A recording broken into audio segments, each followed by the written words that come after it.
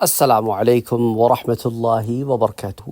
NDE near death experience, اس کے بارے میں ہم نے پہلے بھی بات کی ہے اور بہت دفعہ بات کی ہے، اور اس کو آپ کو سمجھانے کی بھی کوشش کی ہے اور بہت ساری مثالیں بھی دی ہیں۔ نیئر ڈیتھ ایکسپیرینس کے دروس میں نے آپ سے یہ بات بھی کہی تھی کہ کوئی بھی اپنے وقت سے پہلے جا نہیں سکتا اور وقت آنے کے بعد رک نہیں سکتا۔ تو نیئر ڈیتھ ایکسپیرینسز جو ہوتے ہیں وہ یہ نہیں ہوتا کہ ایک انسان کی روح قبض کر لی جائے اور اس کے بعد فرشتے کہیں کہ نہیں ابھی اس کا وقت نہیں آیا، اس کو واپس کر دو۔ ایسی بات نہیں ہوتی، بلکہ ایک ایسا ایکسپیرینس ہوتا ہے جو روح کرتی ہے اور وہ اس عالم سے اس عالم کی طرف ٹریول کر کے مشاہدات کر کے واپس آتی ہے۔ اچھا، اگر یہ دورانیہ طویل ہو جائے تو دیکھنے والوں کو یوں لگتا ہے کہ گویا یہ شخص فوت ہو گیا ہے۔ آپ میں سے کچھ لوگوں نے کہا کہ اگر یہ ایسی ہی بات ہے تو ہم نے ویسٹرن دنیا میں ہی اس کے بارے میں سنا ہے، کیا ہمارے ہاں اسلامک لٹریچر میں اس کا کوئی بھی واقعہ موجود ہے؟ ہاں، واقعات موجود ہیں۔ انہی میں سے ایک واقعہ سے میں گزرا۔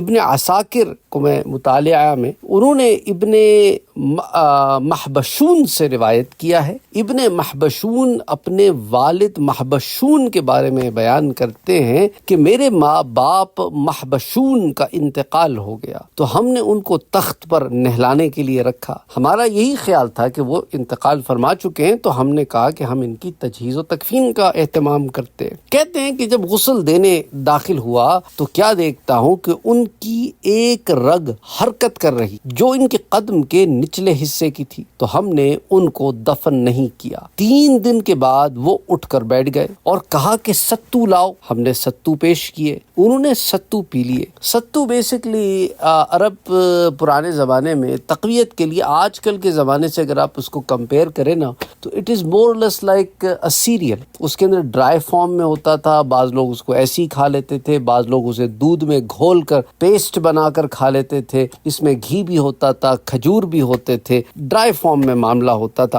بہرحال تو وہ کہتے ہیں کہ انہوں نے ستو پی لیا تو ہم نے کہا کہ بھئی تمہارے ساتھ کیا ہوا، ہمیں بھی اس کی کچھ خبر دو، کیونکہ تم ایک ایسی کیفیت میں تھے جو ہمیں معلوم نہیں۔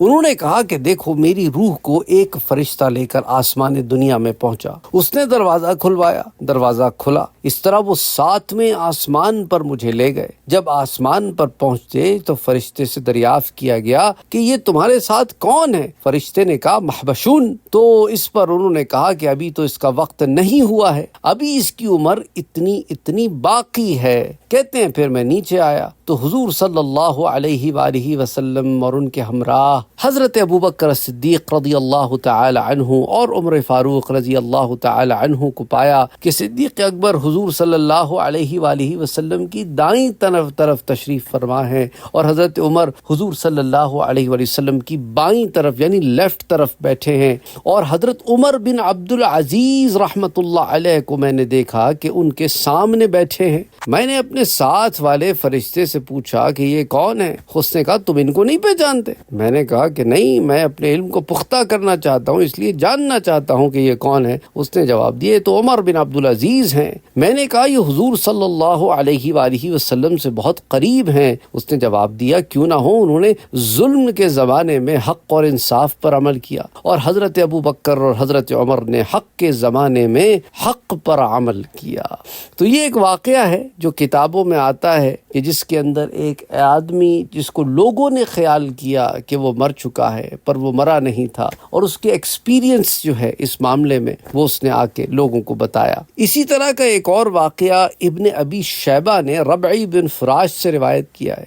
وہ کہتے ہیں کہ جب میں گھر پہنچا تو مجھے اطلاع ملی کہ میرا بھائی تو مر گیا ہے۔ میں دوڑ کر قریب ہوا تو دیکھا کہ اسے کپڑوں میں لپیٹ دیا گیا ہے۔ میں اس کے سرہانے کھڑا ہو گیا، استغفار پڑھتا رہا کہ اچانک اس نے کپڑا اٹھا کر کہا السلام علیکم۔ ہم نے وعلیکم السلام، سبحان اللہ کہا۔ اس نے یہ سنا تو کہا سبحان اللہ، میں تم سے جدا ہو کر خدا کی بارگاہ میں پہنچا، وہاں میں نے اپنے رب سے ملاقات کی، وہ مجھ پر راضی تھا، اس نے مجھے بریر سندسی اور استبرق کے لباس پہنائے، میں نے اپنا معاملہ اس سے آسان بتایا جتنا تم سمجھتے تھے۔ اب دیر نہ کرو کہ میں نے خدا سے اجازت لی تھی کہ تم کو بشارت سناؤں، جلدی کرو اور مجھے حضور صلی اللہ علیہ وآلہ وسلم کی بارگاہ میں لے چلو، کیونکہ انہوں نے مجھ سے وعدہ فرمایا تھا کہ میری واپسی تک میرا انتظار فرمائیں گے۔ یہ کہہ کر وہ شخص لیٹا اور پھر نہ اٹھا۔ تو یہ ایک اور ایکسپیرینس ہے کہ نیئر ڈیتھ ایکسپیرینس ہے کہ وہ ایک ایسی جگہ پہنچا اور پھر واپس آیا اور لوگوں کو اطلاع دی اور پھر اس دنیا سے ہمیشہ کے لیے چلا گیا۔ اسی طرح ایک واقعہ ابن ابی دنیا بھی اپنی سند سے بیان کرتے ہیں کہ ہم ایک مریض کے پاس گئے،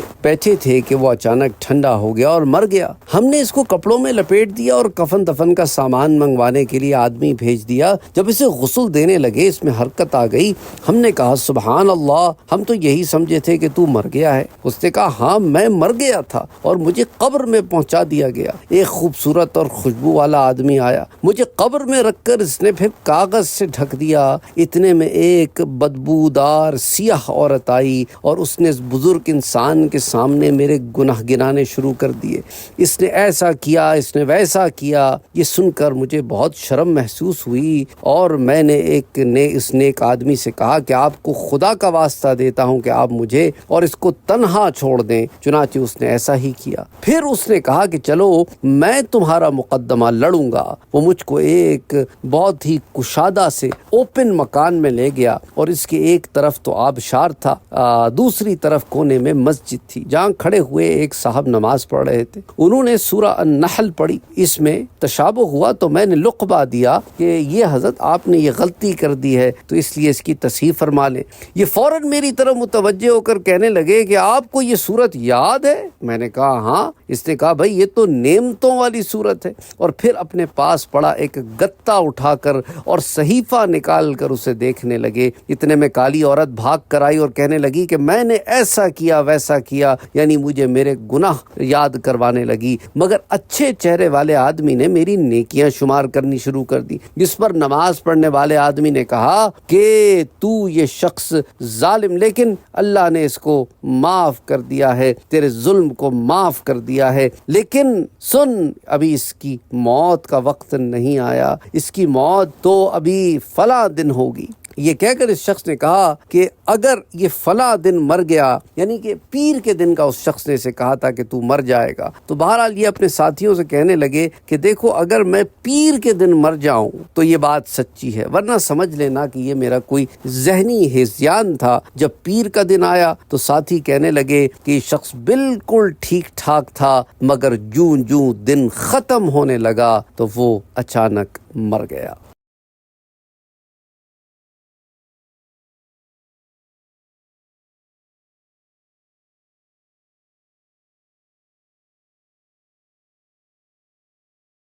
Don't forget to like, share, comment and subscribe to Sayyid Saad Qadri.